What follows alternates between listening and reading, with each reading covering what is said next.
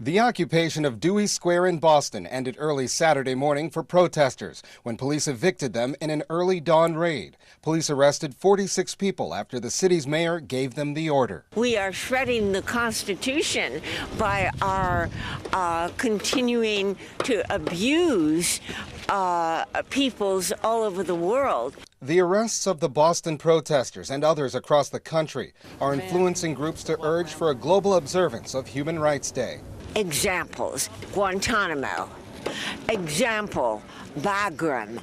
Example: pepper spraying little old ladies. Several groups in pockets of the nation's capital discuss the need for constant vigilance over individual rights and freedoms.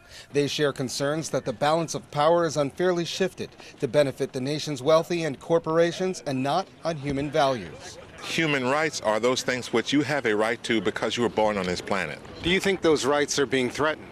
They are being completely ignored.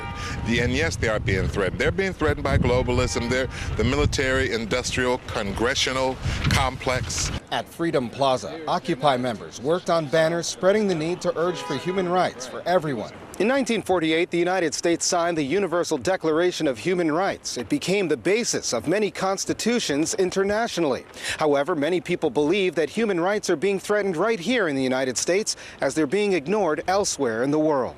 Some foreign policy experts are criticizing the United States for turning its back on human rights abuses in the Middle East. The worst situation of anybody in the Middle East is in the West Bank in Palestine, an occupied country, and in Gaza.